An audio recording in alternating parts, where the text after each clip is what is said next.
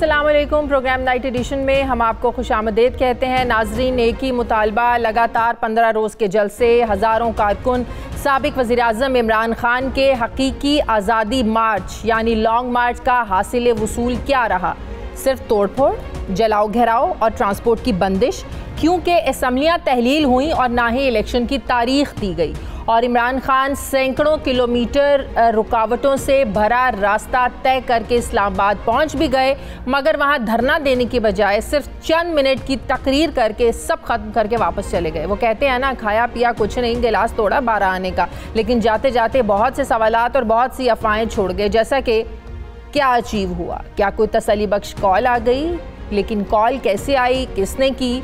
उन्होंने तो कॉल वाले सारे नंबर्स ब्लॉक कर रखे हैं। तो फिर तहरीक इंसाफ के रात भर शेलिंग के धुएं में पुलिस के साथ लड़ाई मार कुटाई करते करते कारकुनान के लिए एक ही तसल्ली बच जाती थी कि इमरान खान की हुकूमत या एस्टैब्लिशमेंट के साथ कोई डील हो गई है, कोई बातचीत हो गई है, कोई यकीन दहानियाँ करवा दी गई हैं। और ऐसी खबरें मेन स्ट्रीम मीडिया पर देखने को भी मिली। लेकिन ये क्या, कप्तान आज जब लॉन्ग मार्च की शदीद थकन के आराम के बाद बाहर निकले तो सारी उम्मीदों पर खुद ही ये कहकर पानी फेर दिया कि कोई डील हुई है, ना ही डील, ना ही एस्टैब्लिशमेंट से कोई राब्ता हुआ है। क्या कहा इस हवाले से इमरान खान ने, ज़रा देखिए।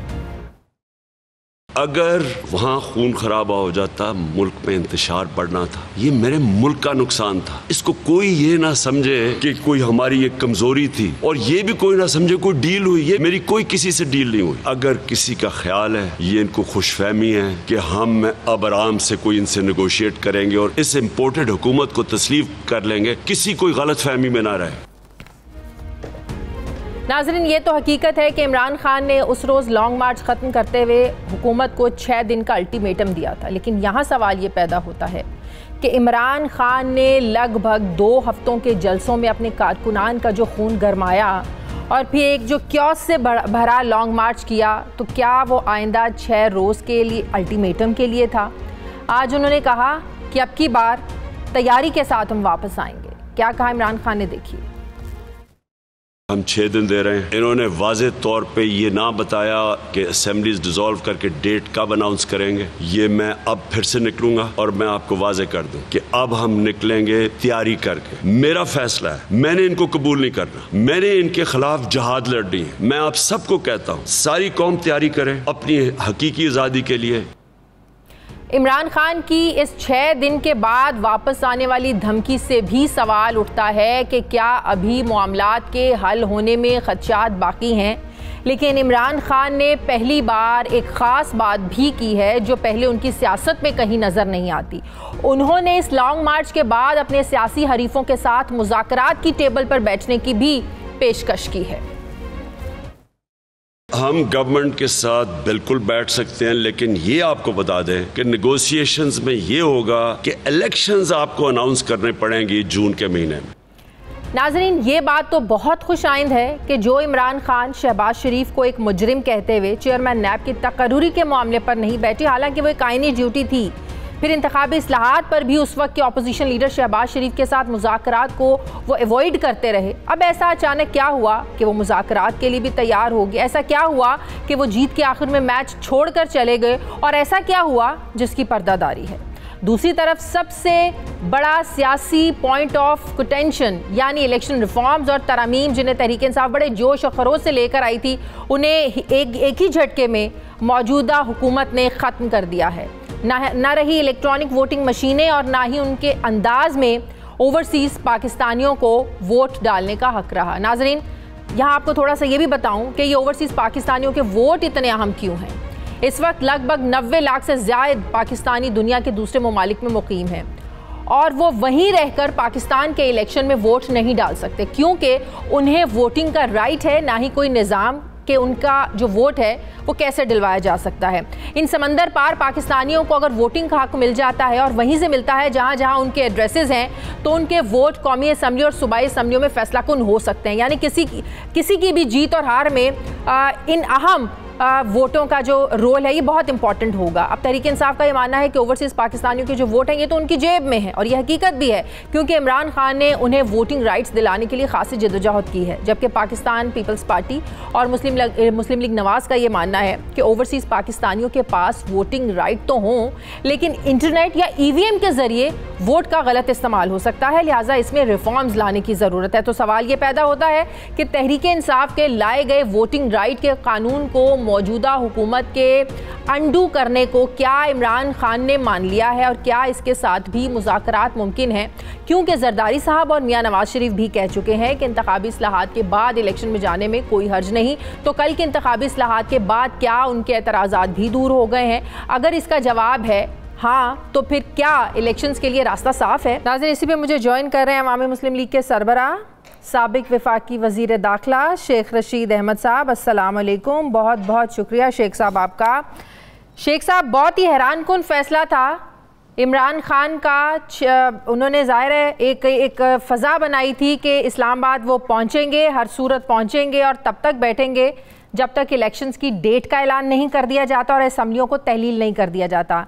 तो बड़ा शॉकिंग था हम सब के लिए कि इतनी कोशिशों के बावजूद जब अगर वो पहुंचे ही तो ऐसा क्या प्रेशर था जिसकी वजह से उन्होंने 6 दिन का अल्टीमेटम दिया कि 6 दिन के बाद आप फैसला करें। जो खबरें सामने आ रही हैं, हुकूमत ने ये फैसला किया है कि ये जो हुकूमत है ये अगस्त 2023 तक अपनी मुद्दत पूरी करेगी। तो क्या बनेगा आप लोगों के अल्टीमेटम का सर?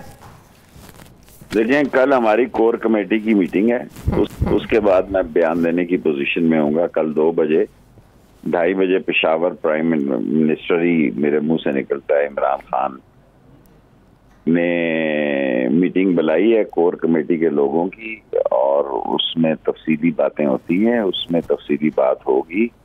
5 लोग शहीद हो चुके थे, सारी रात शेलिंग हो रही थी, कोई इंसानी तकाजे हैं, कोई मामलात हैं, औरतें थी, बच्चियां थी। सो क्या फैसला होता है कल? तो कल के फैसले के बाद मैं आपको बयान देने की पोजीशन में होऊंगा कोर कमेटी के बाद। इस वक्त अगर मैं बात करूंगा तो ऐसे ही अखबारी खबर होगी। बाकी हर कोई यही कहता है कि हम मुद्दत पूरी करेंगे। हम भी थे तो हम यही कहते थे हम मुद्दत पूरी करेंगे, ये भी मुद्दत पूरी कर लें।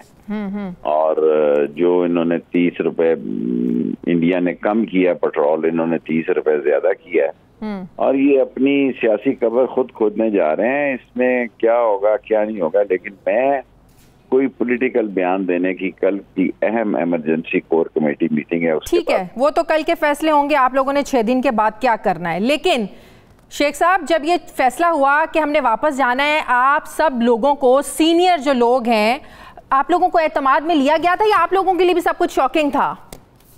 देखिए, फैसला तो लीडर ही करता है ना। फैसला तो लीडर ने किया है। शॉकिंग था या नहीं शॉकिंग था, जब ये फैसला हो गया तो हमने उस पर अमल किया और मैंने आपको मेन खबर दे दी है। अब आप इसको जितना मर्जी लंबा कर लें कि अहम खबर का फैसला जो है कल होगा। कल इमरजेंसी कोर कमेटी मीटिंग बुलाई है इमरान खान ने, तो उसमें जो 15-20 लोग हैं वो मिल बैठ के फैसला करेंगे और वही फैसला पार्टी का फैसला होगा।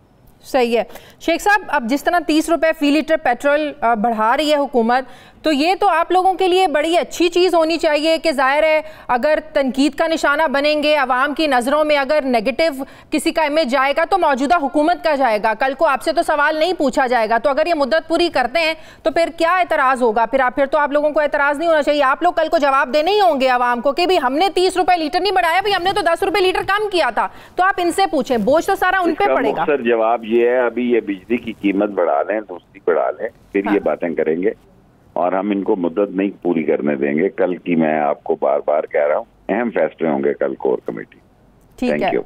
ठीक है, बहुत बहुत शुक्रिया। साबिक वफाकी वज़ीर दाखिला अवामी मुस्लिम लीग के रहनुमा शेख रशीद अहमद साहब मेरे साथ थे। बहुत शुक्रिया आपका। मुझे ब्रेक लेनी है नाज़रीन, वापस आते हैं एक वक्फे के बाद।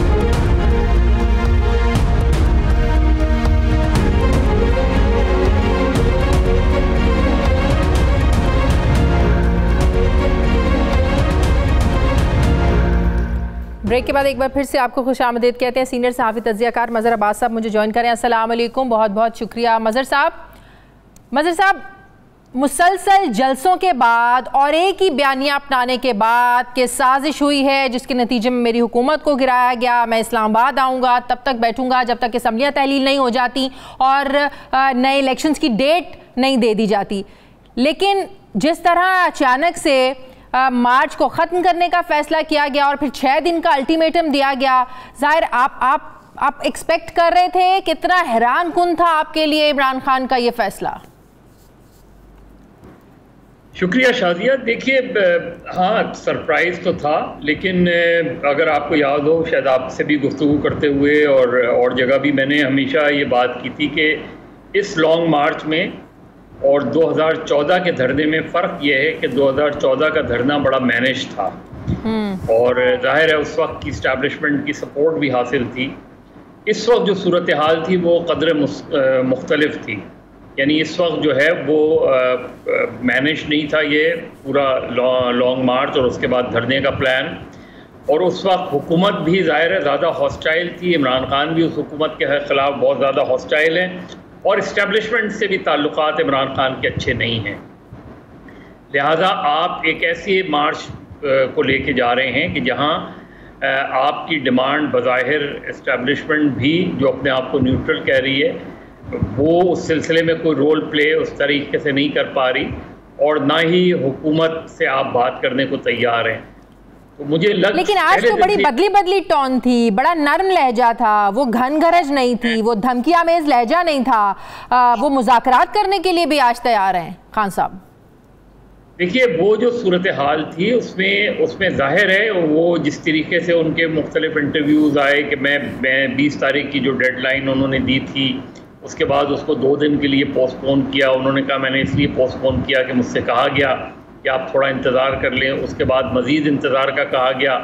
तो एक शुकूक व शुबात थे, लेकिन फिर भी वो समझ रहे थे कि ये जब मार्च लेके मैं वहाँ जाऊँगा तो चीज़ें उस लिहाज से कहीं कुछ ना कुछ डेवलपमेंट होगी, लेकिन वो डेवलपमेंट हमें नज़र नहीं आई। तो उनके पास एक डिफ़िकल्ट चॉइस थी। अगर वो धरने पे बैठते तो उनको कभी इम्कान इस चीज़ का था कि हुकूमत धरना जो है उसको बैठते नहीं देती उनको। और वैसे भी उन्होंने मेरा ख्याल है एक बड़ी गलती ये की कि उन्होंने लोगों से कहा कि आप डी चौक पहुंच जाएं। उससे ज़्यादा बेहतर था कि अगर वो F9 पार्क जो उनको दिया गया था वो जो जगह दी गई थी उधर चले जाते और उसके बाद डेवलपमेंट देखते एक आध दिन में क्या डेवलपमेंट हुई है। लेकिन उन्हें ये नज़र आ रहा था कि कोई बहुत खातिर खा जो है गवर्नमेंट या इस्टेब्लिशमेंट की तरफ से उनको रिस्पांस नहीं मिल रहा। लिहाजा उन्होंने बेहतर जैसे पॉलिटिक्स में आप स्ट्रेटजी चेंज करते रहते हैं। और जिस तरह उन्होंने एक फिगर बताई थी कि 20 लाख लोग पहुंचेंगे, सिर्फ केपी से ही ज़्यादा लोग हमें तो वहाँ पे नज़र आए। ज़ाहिर है इमरान खान का जो काफिला था जिस तरह वहाँ पहुँचा, पंजाब में आपको पता है क्या सूरत हाल सी, लोगों को निकलने नहीं दिया गया, कितने ज़्यादा छापे मारे जा रहे थे, लोगों को पकड़ा जा रहा था। एक वो भी तो एक फेस सेविंग के लिए उन्हें कोई रास्ता चाहिए था ना। 20 लाख लोग तो इकट्ठे हो ही नहीं सकते थे ऐसे सिचुएशन में। देखिए 20 लाख वैसे भी कभी नहीं होते। 20 आप लाख लोग 2 लाख लोग लेके पहुंच जाए तो ये बहुत बड़ा मजमा होता है। और इस्लामाबाद में अगर लाख आदमी कहीं खड़ा हुआ हो तो वो 5 लाख ही लगता है। ये बात अपनी जगह। दूसरी ये कि हुकूमत ने बहुत ज़्यादा जो है वो दिखाई। उन्होंने हद से ज़्यादा जिस तरीके से उन्होंने लोगों को मारा, जिस तरीके से ख़वातीन पर तशद्दुद हुआ, जिस तरीके से ये जानते हुए भी कि ख़वातीन अपने बच्चों के साथ आई हैं, जिस तरह टेयर गैस का इस्तेमाल हुआ, वो किसी भी तरीके से एक सिविलियन गवर्नमेंट को, एक जमहूरी हुकूमत को ज़ेब नहीं देता। तो मेरा ख्याल है क्योंकि ये पार्टियों की हुकूमत है, जो पार्टियाँ अपोजिशन में ये सब कुछ भुगतती आ रही हैं, उनकी हुकूमत में इस तरह का इक़दाम जो है काबिल मज़म्मत है। लेकिन इमरान खान को अब जबकि वो 6 दिन बाद फिर ये बात कह रहे हैं, उन्हें नज़रसानी करनी चाहिए अपनी एहतजाजी तहरीक में। ये बार बार लोग जो है दोबारा इतना इजी होगा चार्ज करना लोगों को, कारकुनों को। वही कह रहा हूँ कि जिस तरह देखिए 27 मार्च को उन्होंने बुलाया लोगों को इस्लामाबाद, वहाँ एक तकरीर की जिसमें उन्होंने वो लेटर लहराया था। फिर अब ले गए आप 25 मई को। बार बार लोग जो है इस तरह के मार्च में हर बार नहीं जा सकते। ये सिचुएशन इमरान खान साहब को समझनी पड़ेगी, उन्हें अपनी पॉलिटिकल स्ट्रेटजी चेंज करनी पड़ेगी। इसलिए कि देखिए ये हुकूमत तो उनकी बात मानने को तैयार नहीं है। आप कितना दबाव डालेंगे, कैसे दबाव डालेंगे? इस्टेब्लिशमेंट से अभी तक कोई बहुत मेजर ब्रेक थ्रू होता नज़र नहीं आ रहा। तो ऐसे में आपको अपनी प्लानिंग को तब्दील करना पड़ेगा, अपनी स्ट्रेटजी को तब्दील करना पड़ेगा। हर मरतबा लॉन्ग मार्च और धरने से बात नहीं बनेगी, मेरा ख्याल है। लेकिन अब जो हुकूमत ने इकदाम किया है, इंतखाबी इस्लाहात और नैब कवानीन जो तरमीमी बिल मंजूर कर लिया इन्होंने, ज़ाहिर कौमी असम्बली से मंजूर हुआ, फिर सेनेट से मंजूर हुआ। बज़ाहिर तो हुकूमत का यही मकसद था हुकूमत में आने का। जरदारी साहब ये भी कह चुके हैं, पाकिस्तान पीपल्स पार्टी तो अल्लाह ऐलान करती है कि हम जब तक इंतखाबी इस्लाहात नहीं करेंगे, नैब कवानीन में तरमीम नहीं करेंगे, तब तक ये हुकूमत रहेगी। बज़ाहिर तो ये मकसद पूरा हो गया है उन लोगों का, मौजूदा हुकूमत का। लेकिन आज फिर ये खबरें आ रही हैं कि मौजूदा हुकूमत ने इत्तेहादियों से मिलकर ये फैसला किया है कि वो अपनी जो मुद्दत है ये पूरी करेंगे। तो क्या आप समझते हैं कि दुरुस्त फैसला है, एजिटेशन मजीद बढ़ेगी, जलसे जुलूस एहतजाज हालात मजीद ख़राब होंगे जितना ये लिंगर होन होगा इलेक्शंस का फैसला? देखिए, साल भर का मसला है। मसला ये है कि हुकूमत ने अभी कुछ गैर मकबूल फैसले किए हैं, जिस तरह पेट्रोल की कीमत, अब वो उसमें टारगेटेड सब्सिडी देने की बात कर रहे हैं। टारगेटेड सब्सिडी किस तरह इम्प्लीमेंट होगी इसको भी देखना है। इसमें अगर आप इस तरह का रिलीफ देते हैं कि मोटरसाइकिल वालों को, उसका किस तरीके से एग्जीक्यूशन होगी। लेकिन महंगाई तो आएगी। देखिए, उसके अलावा अभी बिजली की कीमतों में इजाफा होगा, उसमें कैसे आप सब वो देंगे। और ये सारी कीमतें जो हैं ये एक मिडिल क्लास और लोअर मिडिल क्लास पे बहुत बड़ा बोझ होती हैं। मेरे ख्याल में गवर्नमेंट अभी कुछ सख्त फैसले करेगी, बजट में भी थोड़ा सा सख्त फैसले करेगी। उसके बाद उनका ख्याल ये है कि अगर हम 6 महीने या इस साल के आखिर तक जो है डॉलर को 170 या 180 की सतह पे ले आते हैं, और फिर हम जो है अगले बजट में, जो अगला बजट उनके जहन में है कि हम मई में दे दें अगला बजट 2023 माफ़ कीजिएगा 2023 में, और उसमें हम बड़ा रिलीफ लोगों को दें।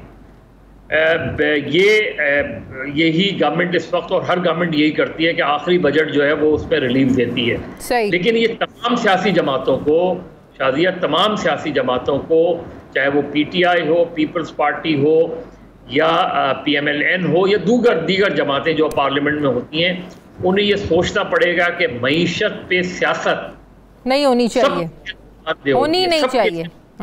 ये क्योंकि आज आप कहेंगे कि हम IMF में नहीं जाएंगे, कल आपको जाना पड़ेगा।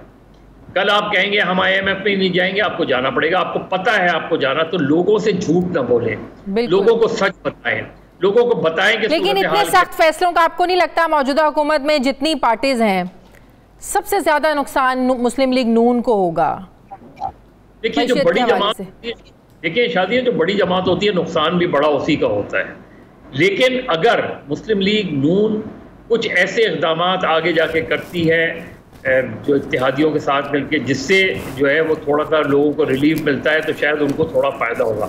आज की सूरत हाल, अगर इमरान खान इतना दबाव बढ़ा देते हैं, इतना पूरे मुल्क में इस तरह की सिचुएशन क्रिएट कर देते हैं जिसके नतीजे में ये असम्बलियाँ ख़त्म हो जाएँ या हुकूमत ख़त्म हो जाए और फिर नए इंतखाबात हों, तो जाहिर है इन जमातों को नुकसान होगा और उसका फ़ायदा 100% इमरान खान को होगा। लेकिन अगर अगले साल इलेक्शन होते हैं तो फिर सूरत हाल शायद थोड़ी सी मुख्तलिफ हो, लेकिन उसके बावजूद Imran Khan win win situation में है। बहुत बहुत शुक्रिया। सीनियर सहाफ़ी तज्ज़ियाकार मज़हर अब्बास साहब मेरे साथ थे। मुझे ब्रेक लेनी है, नाज़रीन वापस आते हैं एक वक्फे के बाद।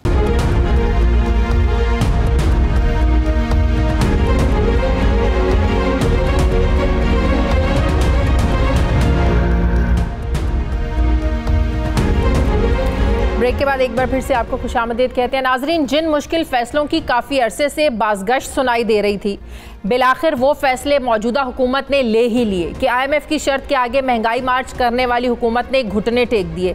सियासी दबाव कम होते ही हुकूमत एक्शन में आई और पेट्रोलियम मसनूआत पर दी जाने वाली सब्सिडी कम कर दी। उधर इमरान खान अपना लॉन्ग मार्च ख़त्म करके वापस गए और उधर हुकूमत ने पेट्रोलियम मसनूआत की कीमतों में 30 रुपये का यकमुश्त इजाफा कर दिया और इस इजाफे के साथ ही पेट्रोल की नई कीमत तकरीबन 180 रुपये फ़ी लीटर हो गई है। पेट्रोलियम मसनूआत की कीमतों में इजाफा होते ही अवाम अब दुहाइयाँ देने लगे हैं। पेट्रोल की कीमत में 30 रुपये फ़ी लीटर इजाफे पर अवाम क्या कहते हैं, आज हमने उनकी राय ली है, देखिए। हम वो पिछली हुकूमत से जो है छुटकारा हासिल करने की कोशिश कर रहे थे, ये उसके जो है बाप निकला। बात इन्होंने पहले भी झूठ बोली थी आवाम से और आज भी ये झूठ ही बोल रहे हैं और आइंदा भी ये लोग झूठ ही बोलेंगे। इस तरह करेंगे कि बस बाइक वगैरह घर में खड़ी करके अपने लिए साइकिल वगैरह खरीद लेंगे। बुरा फैसला आवाम के लिए, अच्छा फैसला अगर होता तो ज़रा आवाम खुश होती। आवाम तो ऑलरेडी रोल रही है, पिछले गवर्नमेंट में भी और इस गवर्नमेंट में भी। हर चीज़ जो है जो इसकी कीमतें डबल हो गई हैं, जो 30 रुपये बढ़ने से आम आदमी के लिए तो इसमें बहुत ज़्यादा मुश्किल है। गवर्नमेंट की तो जिम्मेदारी है इस चीज़ की। कल जो किराया था वो 400 रुपये था, अभी 550 ले। इनको गरीब आवाम का कोई ख्याल नहीं है, ये आए दिन पेट्रोल के ऊपर पैसे बढ़ाते रहते हैं। बहुत मुश्किल हो गया, बहुत ज्यादा मुश्किल हो गया। पेट्रोल आप 30 रुपये बढ़ा दिया गरीब आदमी के, अब आयल 50 रुपये और बढ़ जाएगा। हम तो ये जानना चाह रहे हैं कि आए किस लिए थे फिर आप? डॉलर आपसे कंट्रोल नहीं हो रहा, पेट्रोल की प्राइसेस आपसे कंट्रोल नहीं हो रही। मुतासिर तो बहुत ज़्यादा हुए हैं, लेकिन अब क्या करें, साथ साथ में चलना पड़ेगा। हुकूमत को कुछ सोचना चाहिए। जो पार्लियामेंट के अपने जो उनकी फैसिलिटेशन उनको कम करके आवाम को रिलीफ देना चाहिए था। इनको PTI आई है, नून लीग आई है, फिर पार्टी आ रही है, हर कोई अपने मफाद के लिए, गरीब आवाम के लिए कुछ भी नहीं है। डॉलर को स्टेबलाइज करने के लिए, रुपए को स्टेबलाइज करने के लिए ये जो है ना तल हकीकत है, ये सबको जो है ना मानना पड़ेगा। 150 रुपये तक कौन सा लाया? इमरान खान साहब लेना आया नहीं। 30 रुपये महंगा हो गया तो कौन सा आसमान गिर जाएगा? आलमी मंडी में महंगा हो गया था, यहाँ भी महंगा होगा। इसमें हुकूमत क्या कर सकती है? अब ये तो नहीं सिर्फ पेट्रोल महंगा हो गया, अभी तो और चीज़ें भी इसके बाद महंगी होगी। ना इमरान खान ने कुछ किया, ना इन्होंने कुछ किया, ना ये कुछ करेंगे। नाज़रीन, पेट्रोलियम मसनूआत की कीमतें साबका इमरान खान की हुकूमत ने फरवरी 2022 से रोक रखी थी, जबकि 11 अप्रैल से मौजूदा हुकूमत के वजूद में आने के बाद से अब तक पेट्रोलियम मसनूआत की कीमतों में इजाफा नहीं किया गया था। हालांकि तहरीक इंसाफ हुकूमत ने IMF से इमदादी पैकेज लेते वक्त ये डील की थी कि तवानाई और पेट्रोलियम मसनूआत की कीमतों में हर महीने इजाफा किया जाएगा। हुकूमत को इस वक्त मुल्क में डॉलर लाने की अशद ज़रूरत है और इसके लिए IMF के कर्जे के साथ साथ सर्टिफिकेट किसी भी शर्त पर चाहिए। और IMF ये चाहता है कि बिजली महंगी करो, पेट्रोल महंगा करो, टैक्सेस लगाओ, सब्सिडी को ख़त्म करो। और अगर हुकूमत ये सारी शराइत को मान लेती है, जैसा कि काम तो शुरू हो गया है, तो यकीनन महंगाई का वो तूफ़ान आएगा जिसमें गरीब आवाम की ज़िंदगी मुश्किल हो जाएगी। और इस वक्त IMF पाकिस्तान को मुज़ाकरात के बावजूद कुछ देने को तैयार नहीं और पुराने पैकेज को भी ख़त्म किया जा चुका है।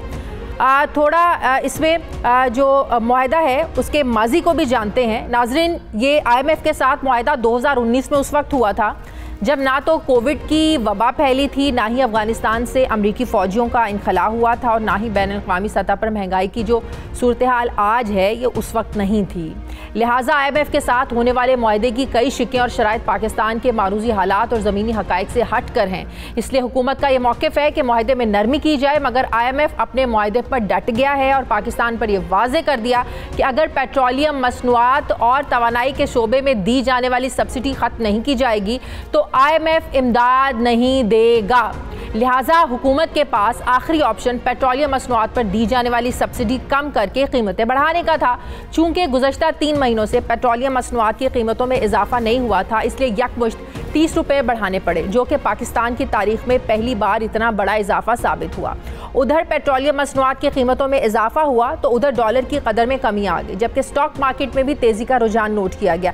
इशारे तो ये बताते हैं कि अगर पेट्रोलियम मसनूआत पर दी जाने वाली सब्सिडी पर हुकूमत मज़ीद कमी लाती है, IMF से पैकेज मिल जाता है और 3 महीनों तक इंपोर्ट की पाबंदी बरकरार रहती है, तो पाकिस्तानी जो मईशत है ये संभल सकती है और मुल्क डिफ़ॉल्ट होने से बच सकता है। मगर दूसरी तरफ पेट्रोलियम मसनूआत की कीमतों में इजाफा होने का मतलब ये है कि एक आम शख्स के रोज़मर्रा अखराजात में कई 100 रुपये का बैठे बिठाए इजाफा हो चुका है।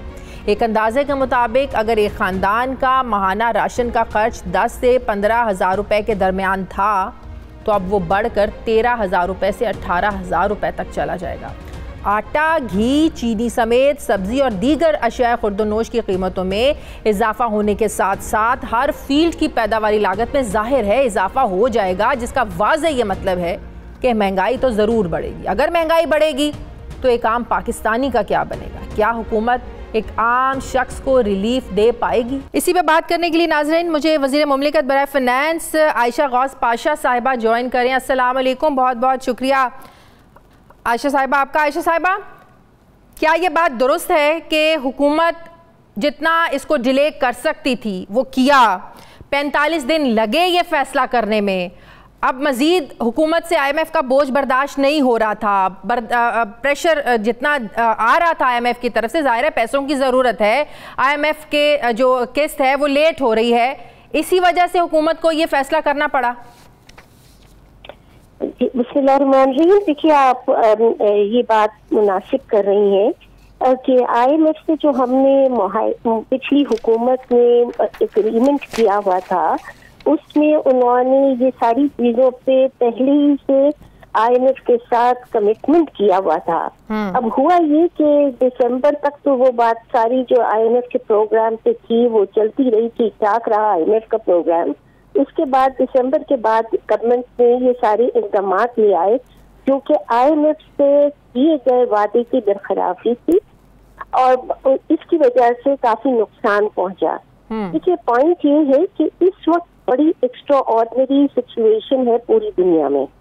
जिस तरह पेट्रोलियम के प्राइसेस बढ़ रहे हैं, यूक्रेन की रशिया की यूक्रेन की जंग चल रही है, सारी दुनिया में कमोडिटी प्राइसेस बढ़ रहे हैं, सारे बेसिक चीजों के भी। तो ये इसको कीमत को आर्टिफिशियली पाकिस्तान में कम रखना, हम जेब से हुकूमत के पैसे जा रहे थे रोज हर महीने के, हमको 106 बिलियन रुपए देने पड़ रहे थे सिर्फ ये सब्सिडी करने के लिए। तो पिछली हुकूमत जब ये, अब हम कह सकते हैं कि IMF का प्रोग्राम बहाल हो जाएगा या कुछ और मजीद मुश्किल फैसले करने बाकी हैं, जैसे बिजली की कीमत आप लोग मजीद बढ़ा सकते हैं, इसके अलावा जो लग्जरी इंपोर्ट आइटम्स इनकी इंपोर्ट पर पाबंदी लगी है उसको रिट्रेल आप लोग कर सकते हैं, कुछ ऐसी चीजें भी हैं अभी? देखिए, गुजारिश है जरा बात अपनी मुकम्मल करने की अगर इजाजत मिले मुझे। देखिए, हमें ये पिछली हुकूमत में अगर वो रहते तो वो भी करते, इसलिए कि उनके पास भी फंडिंग नहीं थी। ये गलत बात है जब वो कॉम्स को धोखा देते हैं और ये कहते हैं कि हमने आके कर दिया, वो तो कुछ और इरादा रखते थे। ऐसा कुछ भी नहीं है। IMF से करना ही करना था, वो भी ये उनका भी ये सिलसिला था। अब बात रही है IMF इस वक्त ये जो हमें हालात छोड़े हैं इस वक्त, जैसे ट्रेड डेफिसिट हुआ है, जो डॉलर का हमारा रिजर्व की पोजीशन है, जो हमारे करंट अकाउंट डेफिसिट की यानी हमारा जो इंपोर्ट और एक्सपोर्ट का जो बैलेंस है वो आप देखें, या जो आप हमारी डॉलर की जरूरियात इस मुल्क में है इंपोर्ट फाइनेंस करने के लिए, इसमें आपका साथ बैलेंस देखें तो बिल्कुल क्लियर है कि हमको अपना घर खुद ही ठीक करना है। हाँ, जो आप अपने इनकम से ज्यादा खर्चे अखराजात बर्दाश्त कोई घराना नहीं कर सकता। इसी तरह ममालिक भी अपनी इनकम से ज्यादा अखराजात बर्दाश्त नहीं कर सकते। हमें अपना घर ठीक करना है, मामलात को आगे बढ़ाना है। IMF की हम इस वक्त मुल्क को जरूरत है। आप उसकी वजह से हमारे बहुत से बंद ताले खुलते हैं, हमें IMF की फंडिंग भी मिलती है। उसके बाद जो बाकी world bank, Asian development bank वगैरह है, उनकी फंडिंग भी अब इस पे ही लगी हुई होती है कि आप IMF से कंफर्ट लेटर लेंगे और वो IMF प्रोग्राम चलता होगा तो होगा। गवर्नमेंट का पिछला प्रोग्राम सस्पेंड हो गया था उनकी इन हरकतों की वजह से जो उन्होंने की। लेकिन आपको लगता है कि पिछली हुकूमत ने जो 10 रुपए सस्ता किया था वो सस्ता ना करते तो ये प्रेशर इतना ना बढ़ता? देखिए, वो बिल्कुल गलत किया उन्होंने और वो कोई पाकिस्तानियों के साथ उन्होंने अच्छाई नहीं की। मेरी बात आप ये मैं बिल्कुल क्लियरली कहना चाहती हूँ कि आप जो बात करें कि इन्फ्लेशन हो रहा है और अगर ये नहीं बढ़ाते तो अफरात ये जो है आपका कीमतों में इतना इजाफा नहीं होता और मुल्क की हालत बेहतर हो जाती, कैसे होती? इसलिए कि आप कर्जाजात लेते हैं इसको फंड करने के लिए। जब आप कर्जे लेते हैं तो ये तो सारे लोगों को पता हो जाना चाहिए, तो उससे तो और बुरा इन्फ्लेशन आता है और ज्यादा इन्फ्लेशन होता है। तो हमारे पास जो दो चीजें चॉइसेस थे, उनमें से जो ज्यादा मुश्किल चॉइस थी वो ये होती कि अगर हम ये चीज नहीं बढ़ाते और मुल्कों को मजीद कर्जों के मुसीबत में दबाते और वो कर्जे। एक चीज मैं आपसे पूछना चाहती हूँ आयशा साहिबा, वो ये कि इमरान खान ने आज भी बात की और हमेशा ये बात करते हैं वो कि हम तो 30% सस्ता तेल लेने जा रहे थे रशिया से। इंडिया ने लेकर अपने वहाँ पर कमी कर दिया पेट्रोलियम मसनूआत में, 9 रुपये फी लीटर उन्होंने कमी की है। उन्होंने कहा जब हम ये मुआहदे करने जा रहे थे, हमारी बातचीत चल रही थी तो हमें साजिश करके निकाल दिया गया। तो बात यह है कि ये ज़ाहिर है हुकूमत टू हुकूमत, एक मुल्क से एक दूसरे मुल्क तक अगर मुआहदे चलते हैं, ज़रूरी नहीं कि वो सिर्फ शख्सियात से वाबस्ता तो नहीं होते ये मुआहदे, तो एक रियासत से मुआहदे होते हैं। तो अगर इमरान खान की हुकूमत रशिया से नहीं कर सकती तो मौजूदा हुकूमत ये चीज़ आगे लेकर नहीं चल सकती? मेरी गुजारिश ये है कि इमरान खान साहब से ये पूछ लिया जाए, कोई कागज दिखा दें अगर कोई बात इस तरह की हुई थी। क्या कोई रशा ने कह दिया था हम 30% पे कम देंगे? कोई पेपर हम देखना चाह रहे हैं, हमने तो बड़ी मेहनत करके खोजना चाहा कि वो कोई कागज हमें मिल जाए, कोई हमें एविडेंस मिल जाए। इतने बड़े बड़े दावे हुए जा रहे हैं, किए जा रहे हैं मुल्क को, काम को, कहीं तो कोई कागज होता उसको सपोर्ट करने का, हमें वक्त नहीं मिला। तो बिल्कुल वाज़ेह बात ये है, जो कह रहे हैं वो सिर्फ कह रहे हैं। मैं इससे ज्यादा सख्त लैंग्वेज नहीं बोल सकती, इसलिए मैं इस तरह की लैंग्वेज, अब कौम को धोखा नहीं देना चाहिए। हमें अगर कोई कागज मिलता और वो तेल 30% कम में हम ले आते, जो हमारे मुल्क की रिफाइनरी में कंपैटिबल होता, रिफाइनरी चल सकता, रिफाइन हो सकता, तो हम अल्हम्दुलिल्लाह क्यों नहीं लाते? तो हमें कोई पसंद आ रही थी, हमें तो खुद ये बड़ा बोझ था हमारे दिल पे कि हम क्यों कर रहे हैं सर। लेकिन हमें ये भी पता था अगर हम नहीं करेंगे तो पाकिस्तानियों के साथ मजीद जुल्म हो रहा होगा, जो ये अब हमें नहीं। लेकिन एक आम आदमी को आप लोग ये बात कैसे समझाएंगे? जाहिर है एक आम आदमी के अखराजात तो बढ़ गए, आमदनी तो जाहिर है उस तरीके से नहीं बढ़ी। एक आम आदमी को शायद ये कंसर्न नहीं है कि उनको तो ये भी नहीं किसी बेचारे को बंदे को पता, बाहर जाके पूछ ले कि IMF किस बला का नाम है। तो एक आम आदमी तक तो ये प्रेशर गया है, पेट्रोल की कीमतें बढ़ने का मतलब है कि आम आदमी की जो छोटी से छोटी अशिया है ना रोजमर्रा घर की, वो महंगी हो गई है। तो एक आम आदमी तक आप लोग ये मैसेज कैसे देंगे कि हम बड़े मजबूर थे जिसकी वजह से हमने ये फैसला किया? देखिए, हमारे आम पाकिस्तानी भी हैं, बहुत समझदार, बहुत इंटेलिजेंट, हमारे अच्छे लोग हैं। उनको ये बात का एम है कि हुकूमत जब हम उनसे गलत बयानी करते हैं, वो आपको यकीन कीजिए वो समझ जाते हैं। पॉइंट जो आपको बताने का ये है कि इस वक्त जो आम आदमी को हमने ये डाला है, हम कोशिश ये दिल से कर रहे हैं कि हम उसको किसी तरह रिलीफ दे सके।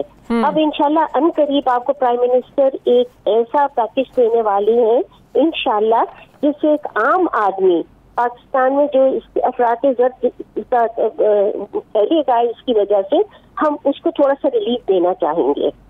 देखिए, अफरात-ए-ज़र आम आदमी को सर आंखों पे, बट रिलीफ एक बड़े आदमी को, एक बहुत अमीर आदमी को जो होटलों में जाके एक रात में 10-10, 12-12, 20-20 हजार रुपए का खाना खाता है, क्या एक आम आदमी पे हम इन्फ्लेशन डालें, ज्यादा कर्जा लेके और उसकी कमर तोड़ दें सिर्फ उसको रिलीफ देने के लिए, जो एक होटल में जाता है और एक रात में 20,000 रुपए का खाना खा लेता है?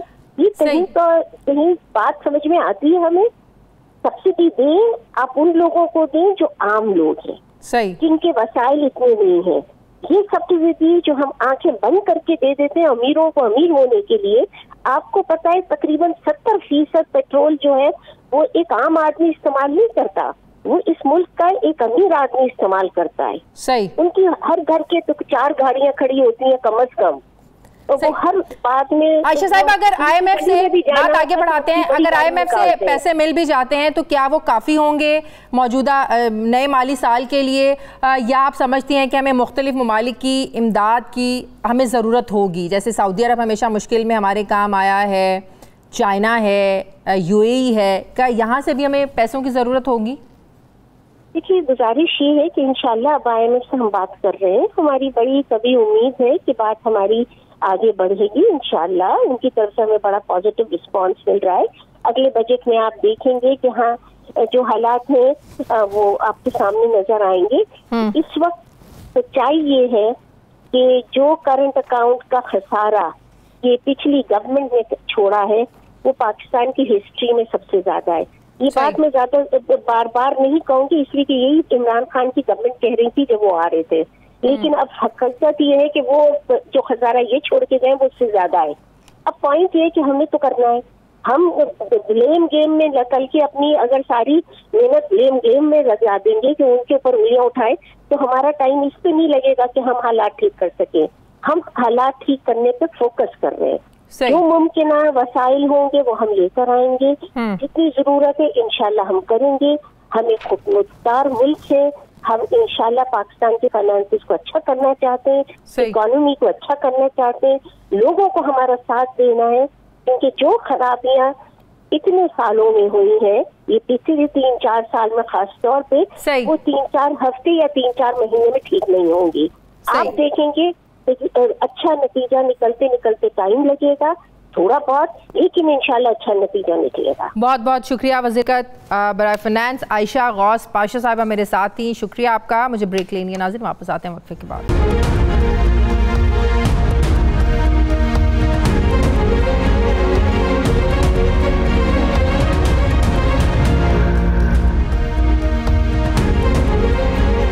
ब्रेक के बाद एक बार फिर से आपको खुशामदीद कहते हैं। हमारे मुआशियात डॉक्टर शाहिद हसन सिद्दीकी साहब ने मुझे ज्वाइन किया। अस्सलाम वालेकुम, बहुत बहुत शुक्रिया।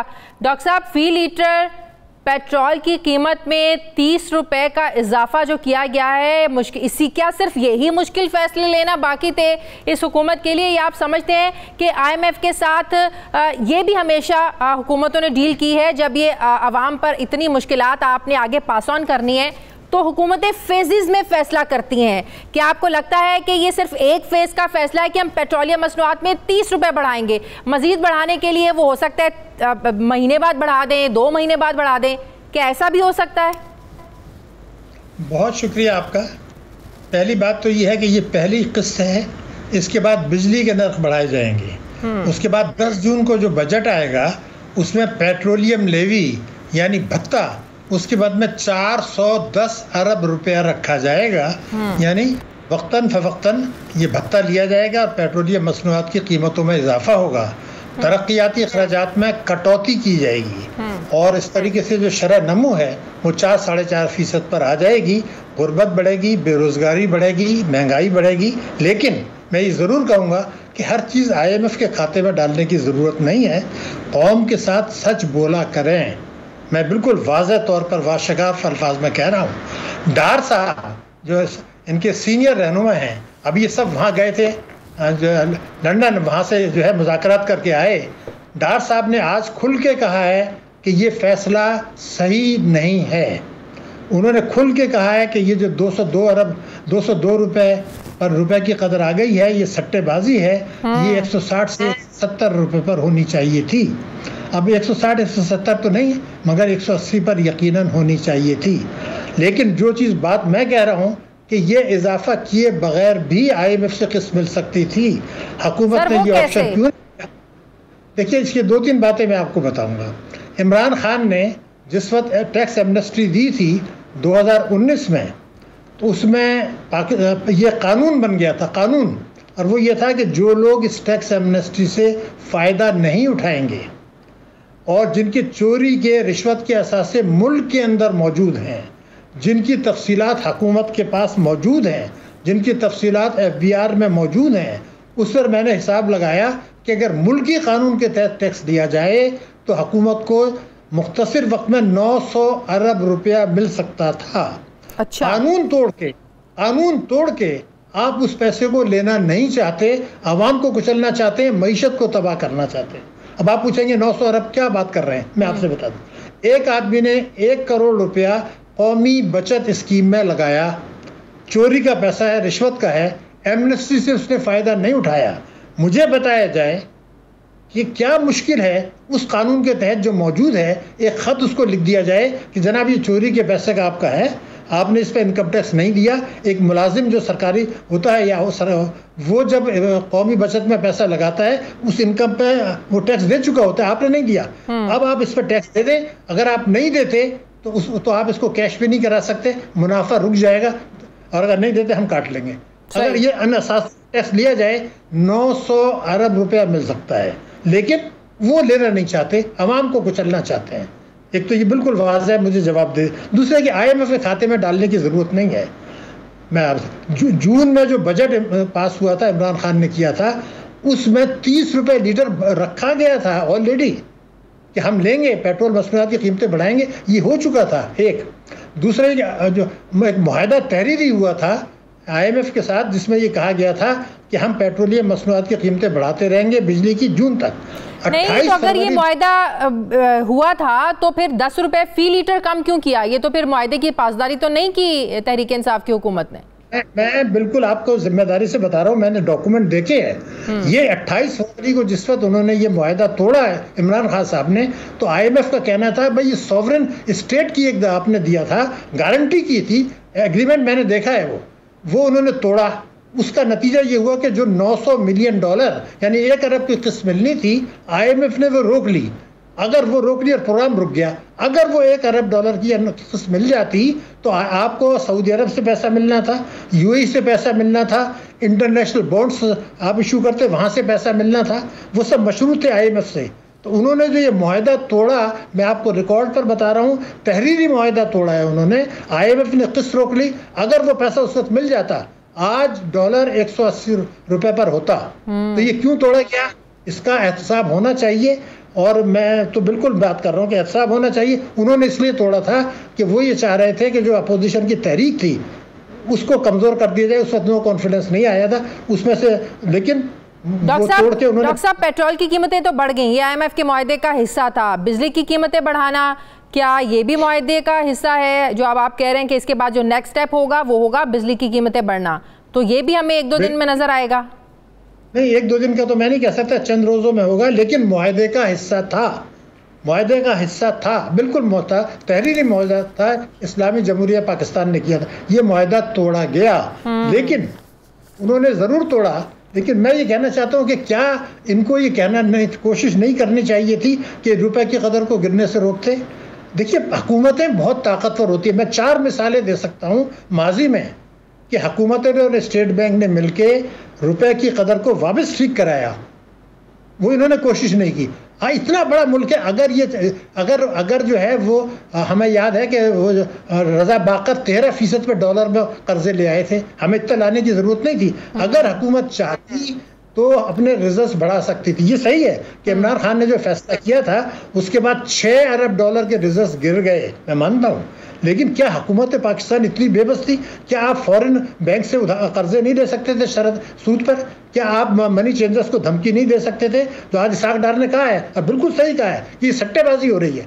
और अगर ये उनको धमकी, सर एक और चीज बताइएगा डॉक्टर साहब, ये जो imported items, luxury imported items के इम्पोर्ट पर बैन किया गया है जिन ममालिक से, आपको लगता है कि ये उन ममालिक के साथ अंडरस्टैंडिंग से किया गया है? क्योंकि ये भी खदशात है कि आप दूसरे ममालिक से इंपोर्ट बंद कर रहे हैं तो वो ममालिक फिर आपसे भी जो है ना वो इंपोर्ट नहीं करेंगे, वो भी नहीं आपसे चीज़ें लेंगे, तो बड़ा नुकसान होगा, ताल्लुकात भी ख़राब होंगे। आपको लगता है ये एक अंडरस्टैंडिंग से हुआ है ये सब? जो मैं आपसे अपनी जिम्मेदारी से अर्ज कर रहा हूँ, ना किसी अंडरस्टैंडिंग की ज़रूरत है, ना कोई मुआहदा तोड़ा है, कुछ नहीं किया है, बिल्कुल सही किया है उन्होंने, बिल्कुल 100% सही किया। मैं आपको बता रहा हूँ, कोई सब गलत बयानी कर रहे हैं जो लोग कर रहे हैं, अपने मुफाद में कर रहे हैं। हुआ तमाशा क्या है, मैं आपको, ये कतई नाकाफ़ी है। मैं आपको एक फिगर दे रहा हूँ, हवा में बात करने का मैं आदी नहीं हूँ। हुआ ये था कि जुलाई से अप्रैल तक 2022 तक 10 महीने में पाकिस्तान की जो इम्पोर्ट्स हैं वो $65 अरब रहीं, जो पिछले साल की इसी मुद्दत से $21 अरब ज़्यादा हैं। ये कारनामा था शौकत तरीन का, इमरान साहब का और स्टेट बैंक का। $21 अरब 10 महीने में हमारी इंपोर्ट्स बढ़ गई, $65 अरब कर दिया गया। आपको किसने कहा था, कौन से हकीम ने कहा था कि आप शरह सूद को गिराएं, जो कि स्टेट बैंक ने गिराया था, कानून तोड़ा था स्टेट बैंक ने, और वो जो गिराया था मार्च से जून तक, वो डिस्काउंट रेट गिरा के बैंक के खातेदारों से 800 अरब रुपया उनसे कम दिया गया। मेरा जुमला सुन लीजिए, करोड़ों खातेदारों को कानून तोड़कर, बैंकिंग कंपनी ऑर्डिनेंस तोड़ के, तो कोई मुआहदे की खिलाफ वर्जी नहीं हो रही, बिल्कुल सही है। लेकिन जो चीज़ हो रहा है कि ये कतई नाकाफ़ी है। हमने कोई बैन नहीं किया, हमने तो ये कहा हम इस पर ड्यूटी बढ़ाएंगे, हम उस पर ये चीज़ बढ़ाएंगे, मार्जिन बढ़ाएंगे, बैन तो आपने किया ही नहीं है। ठीक है, तो लेकिन ये काफ़ी नहीं है। पाकिस्तान मुश्किलात में रहेगा, मुश्किलात बढ़ेंगी, हमें ये आवाम को एजुकेट करना है। आप मेहरबानी करें, आवाम को एजुकेट करें। ना हमने कोई मुआहदा तोड़ा है किसी के साथ, हम कम किया है, और करना चाहिए, वरना हम फंस जाएंगे। बहुत बहुत शुक्रिया हमारे मौशूद हसन सिद्दीकी साहब मेरे साथ। नाज़रीन, प्रोग्राम का वक्त खत्म हो गया, फीडबैक ज़रूर दीजिएगा, अपना ख्याल रखिएगा, मुझे इजाज़त दीजिए, अल्लाह हाफ़िज़।